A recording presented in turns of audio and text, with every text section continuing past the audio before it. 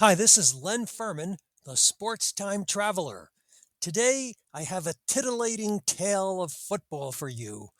It's an episode titled A Title for Tittle or a Halo for Halas. The 1963 NFL Championship game featured two legendary men of football. Only one of them would crown their glorious careers. I start with an introduction from the Sports Time Traveler. I have just returned from my virtual trip to Chicago precisely 60 years ago, where I experienced the 1963 NFL Championship game between the New York Giants and the Chicago Bears. This was a classic matchup between the NFL teams from America's two largest cities at the time and featuring two of the game's greatest legends. The New York Giants. The Giants, 11-3, featured an outstanding offense led by Yelberton Abraham Tittle, known more commonly as Y.A. Tittle. Tittle, at age 37, had the best season of his storied 17-year NFL career in 1963. He broke his own NFL record for TD passes in a single season with 36. He led all quarterbacks in most statistical categories and was named NFL MVP by the Associated Press. Note, the UPI, United Press International, selected Jim Brown as MVP in 1963. Brown had his best season ever as well, bettering his own NFL record for most rushing yards in a season with 1,863.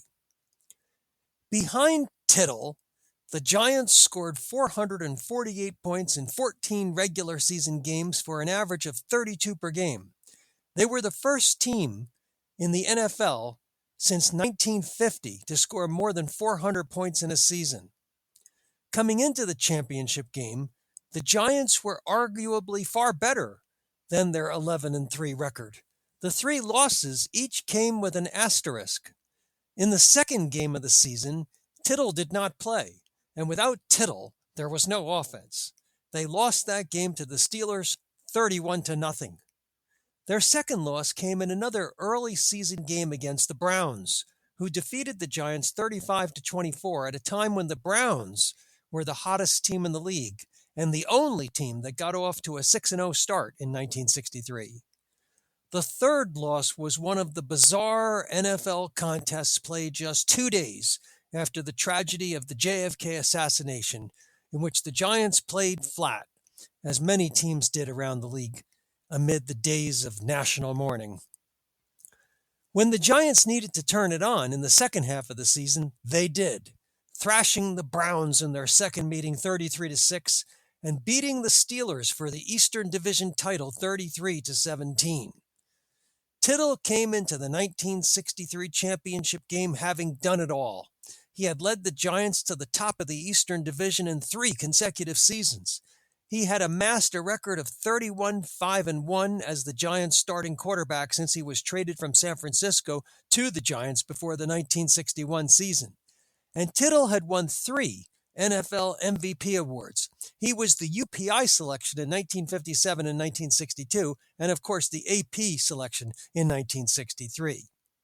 But Y.A. Tittle had never won a championship game. The Giants lost to the Packers in the 1961 and 62 NFL title games, the only other times Tittle had played in the NFL's championship game. The 1963 championship game presented another opportunity for Tittle to get a title. The Chicago Bears. The Bears, 11-1-2 in 1963, featured the most devastating defense in the NFL. They allowed just 144 points in 14 games, a little over 10 per game. That's the fewest points per game given up since the 1945 Washington Redskins. 8 times the Bears held teams to a touchdown or less in 1963, and the Bears beat the 2-time defending NFL champion Green Bay Packers twice by a combined score of 36-10. The Bears' one loss was an inexplicable lapse against the worst team in the league, the 49ers, in a 20-14 shocker in San Francisco. In that game, the 49ers went up 17-0 in the second quarter and then held on for the win. The 1963 championship game was viewed as a monumental one in Chicago. George Strickler of the Chicago Tribune wrote on the morning of the game, "The Bears can climax the career of one of football's most influential and colorful figures, George Halas, with a victory. It could crown the career of a man who, after devoting his life to a sport, has at the age of 68 rescued the Bears from confusion to surpass the achievements of all the immortal members of his profession." Halas, also known as Papa Bear, had been the head coach of Chicago since 1920. He had led the Bears to 5 NFL titles, but none since 1946. The sports staff of the Decatur Herald-Review wrote on game day, "It would be a glorious climax to a fabulous career if the Chicago Bears could win all the marbles for George Stanley Papa Bear Halas this afternoon." So this was not just any NFL championship game. It was destined to be a legacy maker for one of these two men and for one of these two of the largest cities in America. Naturally, there was no way I could miss this game. I had to dial the sports time travel machine back to December 29th, 1963 to experience this contest. Note the byline for the game is December 30th, the day I read the stories in the newspapers. And now, here is my story of the 1963 NFL Championship game. A title for Tittle, or a halo for Halas. Wrigley Field, December 30th, 1963. I'm here in Chicago, where yesterday the Bears and Giants met for the 1963 NFL title. Just over 30 years ago, on December 17, 1933, these same two teams met in the very first NFL championship game on this same field. The Bears won that game 23-21 when Bronco Nagurski threw a 20-yard touchdown pass to Bill Carr with 3 minutes left in the fourth quarter for the come-from-behind victory. 17,866 fans, the largest ever to see a pro football game in Chicago at that time, were on hand in Wrigley Field for the 1933 game, when pro football had just a fraction of the public appeal it has here now in 1963. In contrast to that 1933 football game, 1 year earlier, the two 1932 World Series baseball games that were played at Wrigley Field somehow crammed in crowds of 49,986 and 49,844. Now, forward fast 30 years to yesterday's game, and Wrigley Field was filled with 45,801 fans, although it was officially 290 tickets short of a sellout. In addition, the game was broadcast live via the miracle of television to a national audience estimated at 55 million people. Game time was 12 noon in Chicago, and the temperature was somewhere between 5 and 8 degrees, which were the official high temperatures for the day at Midway and O'Hare airports in Chicago. You can experience the game by watching the highlights video that I have in the written version of the Substack article.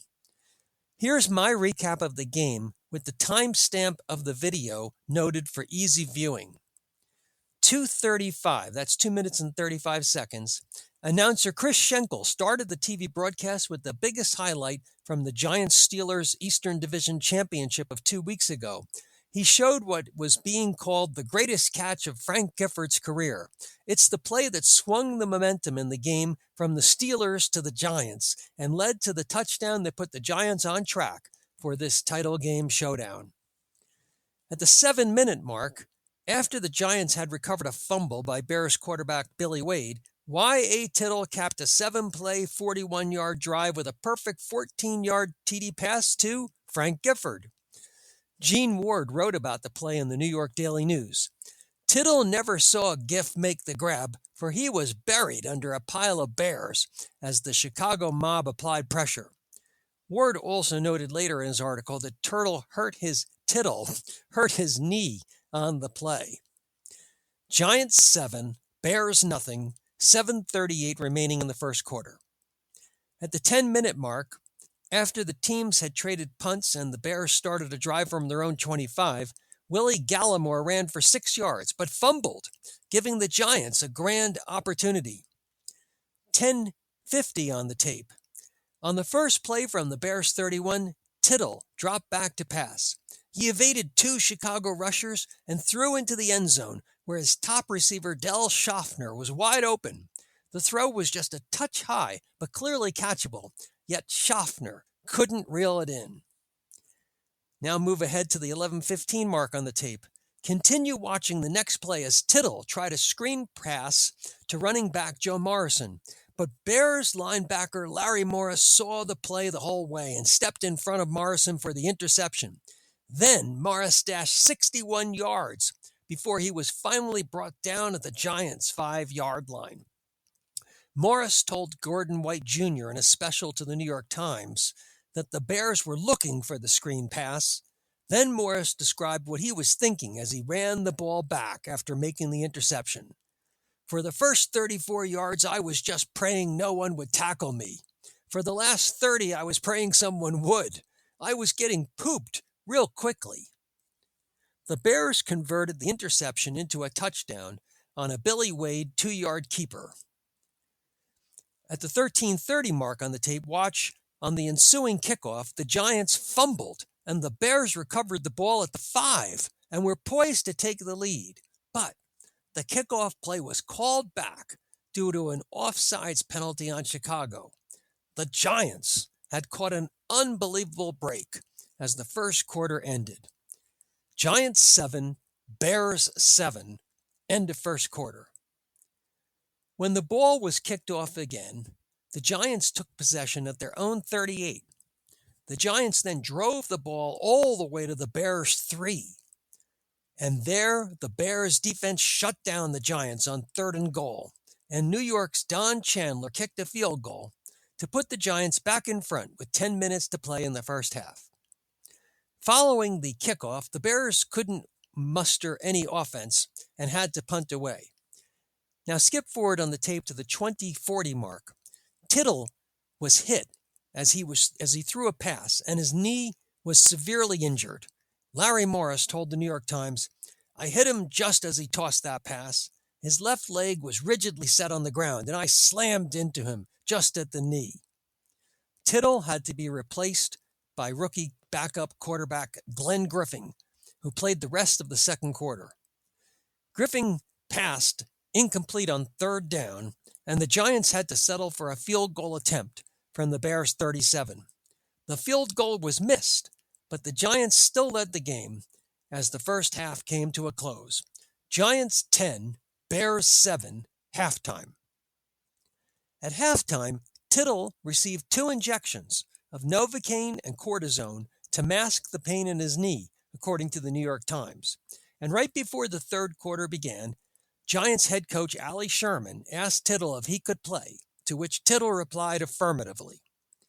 Now watch at the 24:25 mark on the tape. The Giants opened the second half with a bang as Hugh McElhenney returned the kickoff 47 yards to midfield. Then skip ahead to the 25-minute mark, and you'll see Tittle drops back to pass on the first play of the quarter and was whacked just as he got off a throw. Joe Morrison caught the pass and gained 12 yards on the play, but Tittle was shaken badly. Forward a little bit again to the 25:43 mark on the tape. On the next play, Tittle's throw was wobbly to Del Schaffner and was intercepted by the Bears' Dave Witzel. The Bears then drove the ball deep into Giants territory on long passes by Billy Wade, but they had to settle for a field goal attempt, which was missed.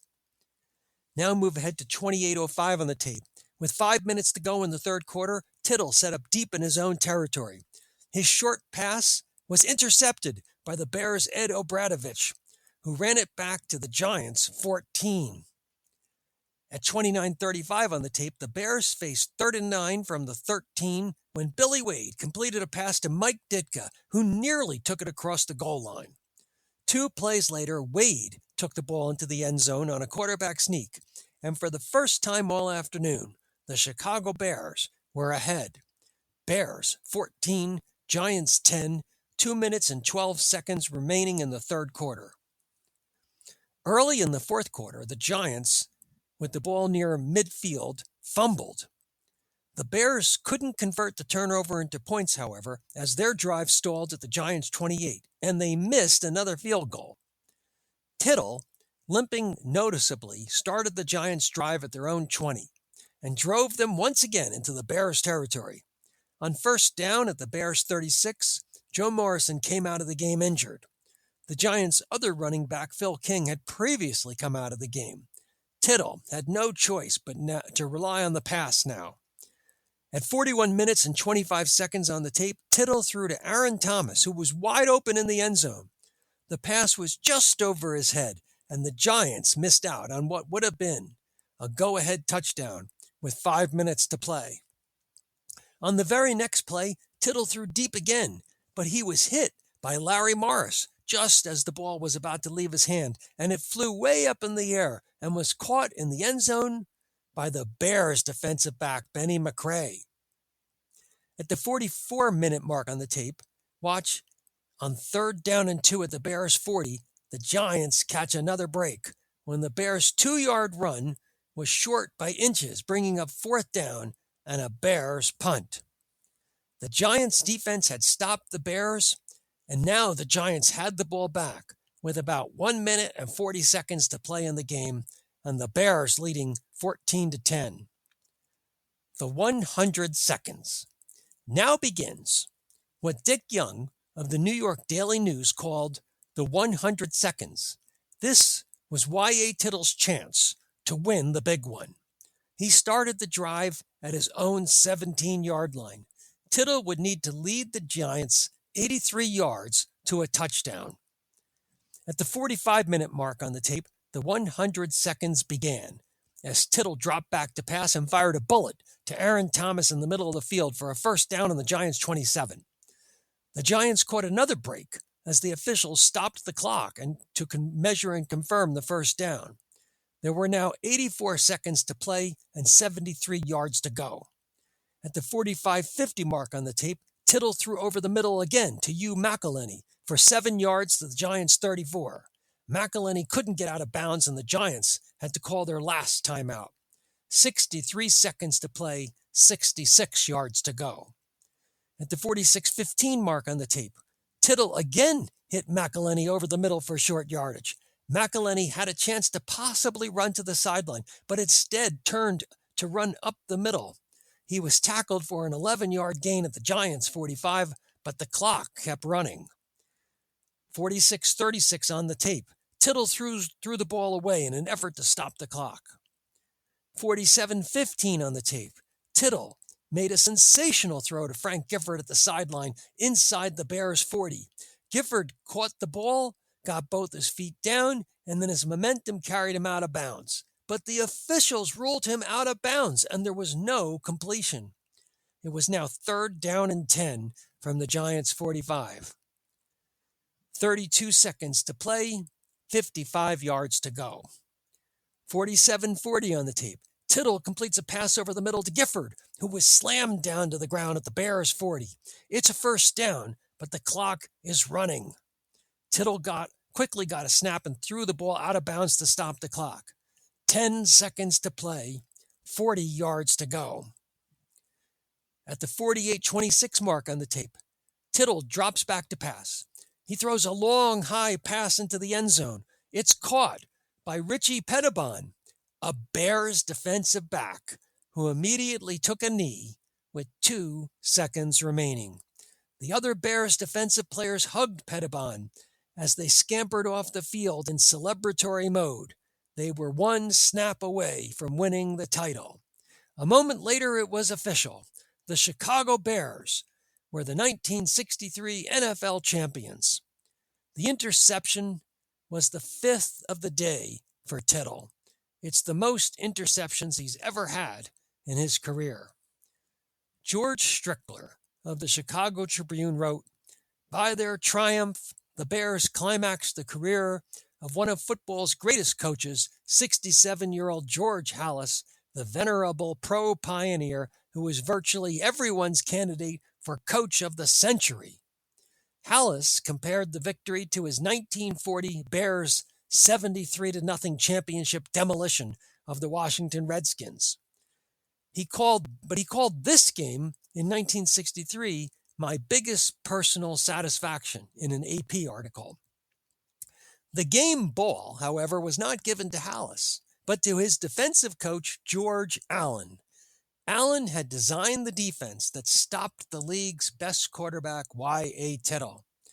Both of Chicago's touchdowns had come on short drives of less than 15 yards, made possible by interceptions of Tittle passes. Allen told the Chicago Tribune, "Our objective was to protect against the screen. And of course, we were watching against the long bomb. We knew Tittle threw that well. We were waiting for it." Dick Young wrote in the New York Daily News, "Tittle need not feel he failed. He is a loser, but he is a magnificent loser. Rarely in victory, of which there has been much, has Tittle been as striking a figure as he was in those last 100 seconds of television drama."